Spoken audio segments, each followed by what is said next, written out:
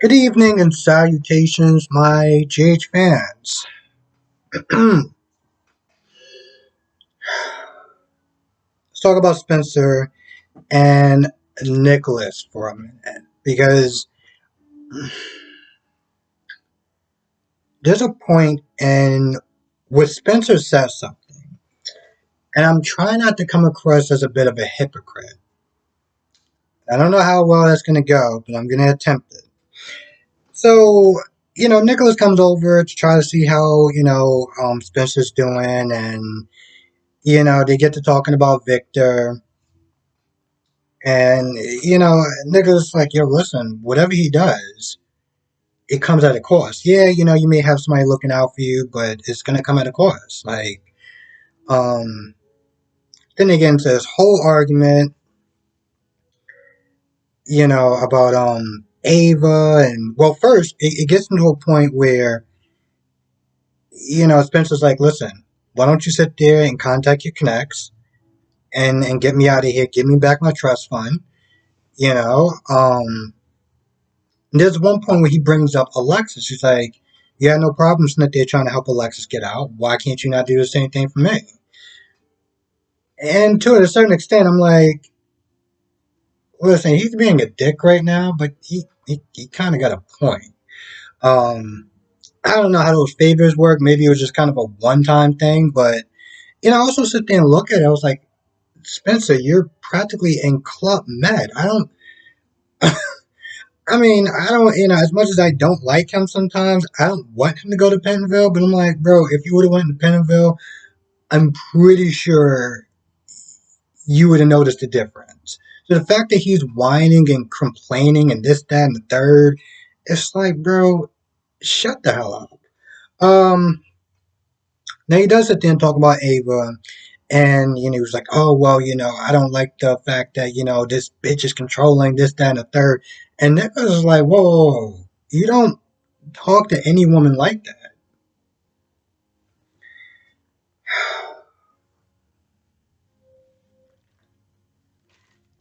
And to a large extent, I agree. Um, I'm not a fan of when guys, refer to women as, bitches or whatever. Like, I'm not a fan of that.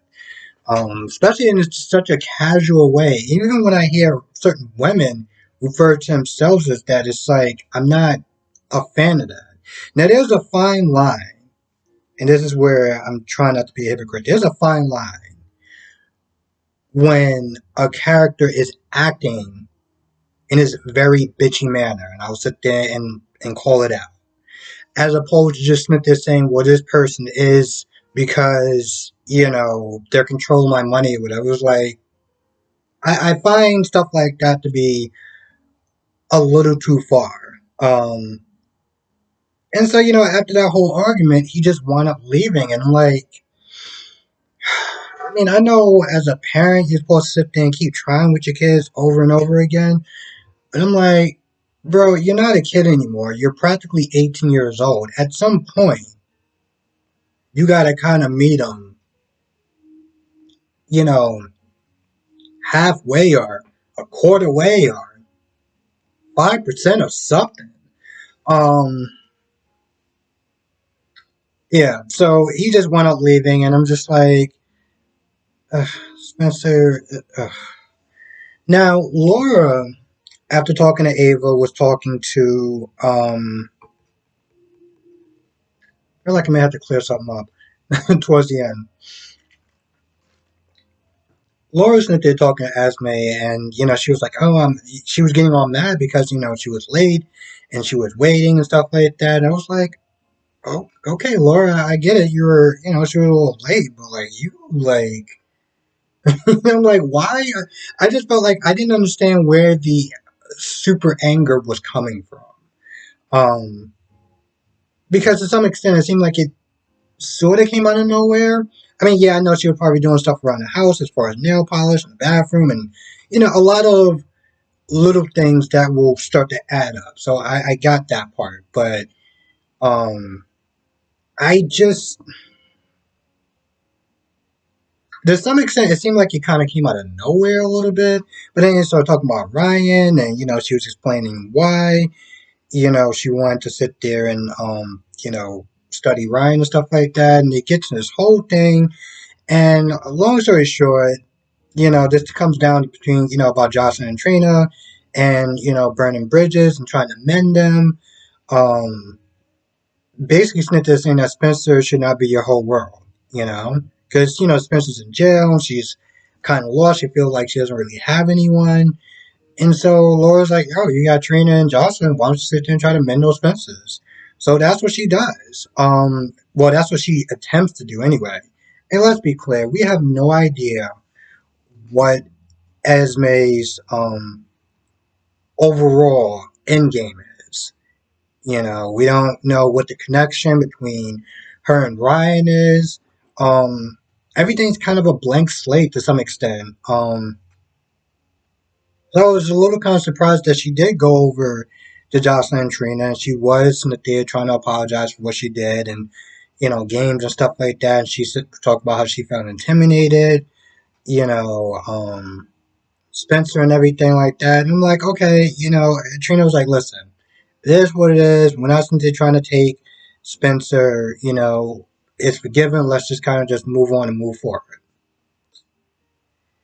And then Jocelyn decided to be petty because, why not? And she brings up, oh, Trina's gift that Spencer gave. And Trina sits there and looks at her like, are you serious?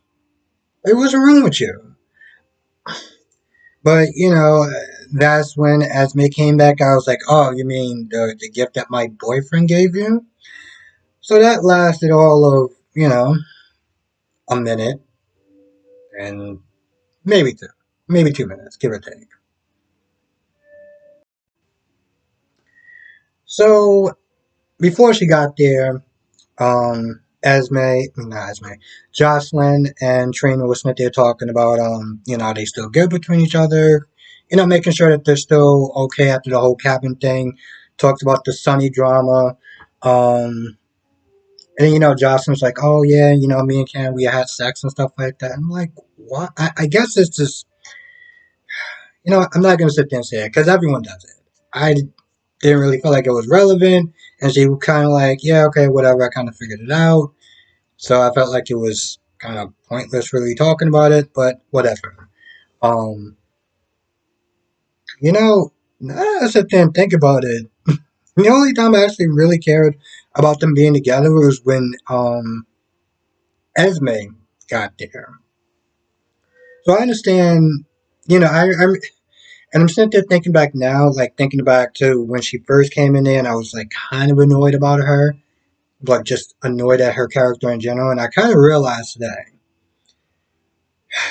that she was kind of there to kind of spice things up a little bit. The reason why I'm bringing that up because there's kind of an annoying story on Days that involves his character's name Sean. Well, if you watch the show, Sean, Bella, and Jan Spears, and I understand why they bring some of these characters in.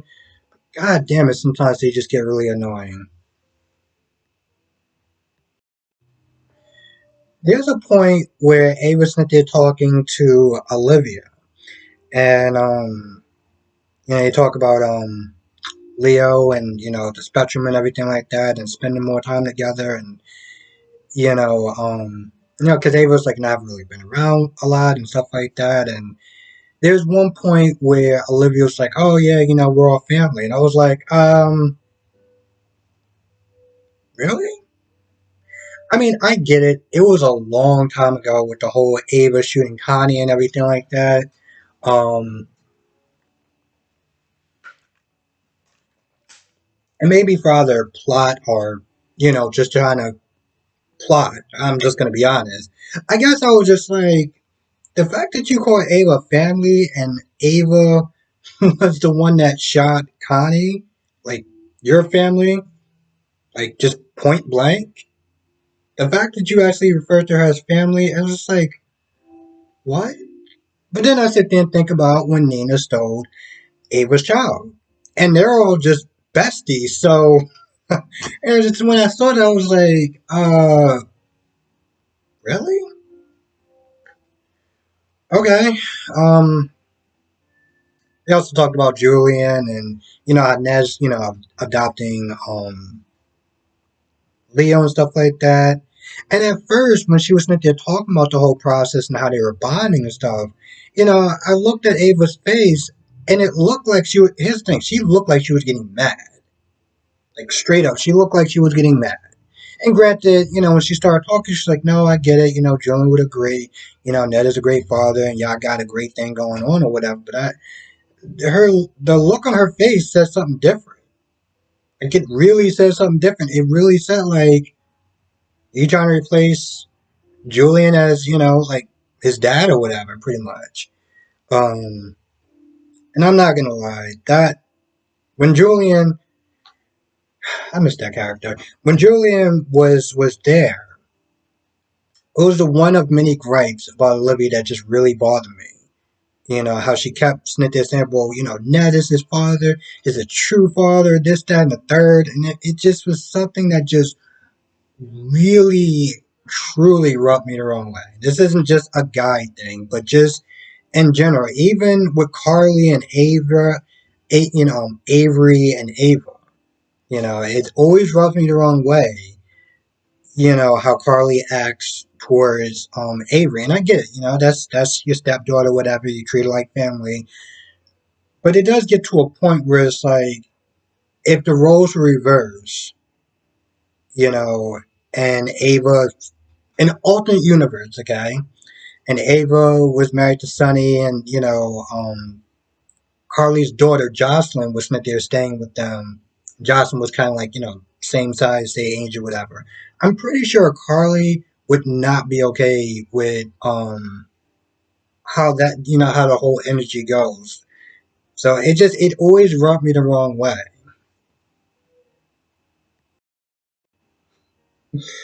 Uh Maxi.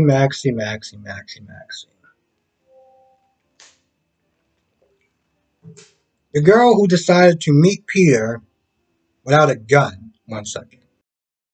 Decided to meet Peter without a gun. So Maxi's just at a point where she's just like, you know what, F it. The first chance that I get, I'm gonna escape. Just the very first chance. She just said, screw it. And Peter's like, well, it took you a little bit longer than I thought it was, as far as like pretending and stuff like that. And you get to this whole conversation about Nathan and Maxie is like, did you plan for Nathan's death and stuff like that? And I'm gonna be honest during that whole thing, during that whole storyline, like, Maxie was not there blaming Lulu for running the story and everything like that. It was one of those things where it's like, you can't blame Lulu for that. And Nathan wanted to do it.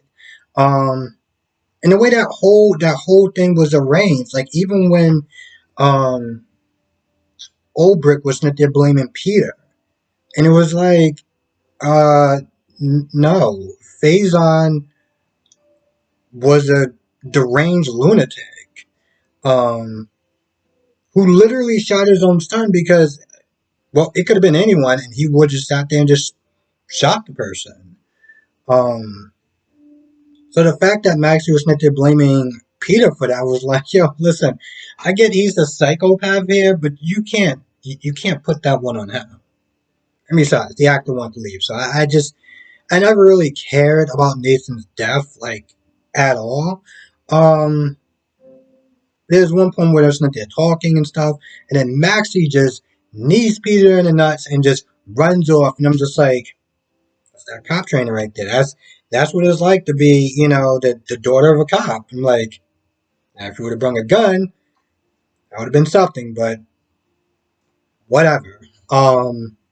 Anyway, she's running through the woods again, and she looks up at the sky, and she remember, when she used to sit there and be dating, well, married or being with Spinelli, the stars and stuff like that. So she actually paid attention. And I'm not gonna lie, when she was there talking about, how, that, like looking at the stars or whatever, like, the fact that Spinelli was the one that really kind of enforced that. made me think about the time that they were together. Now, again, I'm not a coupling person or, oh, they're cute to get. No, I couldn't even finish that sentence. But with that being said, I did like it's hard to sit. I don't want to sit there and say I liked them together, but I did think they were I think they were a very interesting pair. Um, I think they were a very interesting pair because they literally came from two different worlds. Um, between computers and video games and superhero stuff and Maxi and fashion and a bunch of other things that I can't sit there and think of. Like they worked. Um, they worked for a while, and it just made me sit there and think about that time. When they had the first original Lulu there. So fun times. Anyway, she's running through the woods. And Peter did sit there and say like, "Oh, you don't want to sit there and leave because the wolves are out at night or whatever." I'm sitting there thinking, what if that wasn't a threat? Like, what if there's like legitimate wolves out there that you just ran from Peter, which is a psychopath, to a bunch of wolves that can sit there and literally eat you alive? Side note, since I'm just veering off course, if anyone's interested in a suspense movie, it's a movie called Frozen. It's actually on YouTube. It's for free. Check it out. Uh, let's see where I am. Oh, and then there's this light. Like she finally gets somewhere. Um, and I guess she's at a place where she knows or whatever. And then there's like a car that's like coming towards her, and kind of just stops at that point. Now, of course, I'm thinking that it's the agent that is on Victor's payroll. And the last thing is Dante, Anna, and Drew, which, once again, I want to remind everyone that he should not be there. Anyway, they're sitting there trying to look for Peter, and Dante's sitting there getting frustrated, and finally, they get a location on Peter, and the sleeper agent or whatever is like, hey, listen, I'll tell local law enforcement, whatever. So he leaves. Now I'm thinking that's the guy. I'm thinking that's the guy who comes across Maxi. So they get all the way out there and they're on the property or whatever, and they're like, listen, we can't just go in there guns blazing. Maxi's in there. So they all decide to split up and head towards the cabin. I think it's a cabin. And then it just kind of stops there. So to be honest, they didn't really do anything for the most part. They just kind of just brainstormed until they figured out where Peter was. So before I go, because I felt like I need to kind of explain that, and I just kind of did a rush, and I'm pretty sure this is not going to make any more sense than I did the last time, but I'm going to sit there and try this again. There's a fine line between calling out somebody's behavior as opposed to sitting there saying something casually. Calling a woman a bitch casually, I don't feel like it's okay. Now, if you're acting that way, I mean, in reality, I don't think we should be calling anyone bitches if we're going to be honest, but like, and I sit there, if it's a guy, I'll sit there and call him a dick. When I'm acting like that, I'll sit there and call myself a dick. I don't know if that makes any sense, as far as what I was just trying to explain, and either way, it's still probably equally all bad, but, I figure I at least attempt. Anyway, with that being said, I'm gonna go. I want to thank everyone for watching. Be safe. Let me know what your thoughts are in the comment section below, and I will see you in the next video.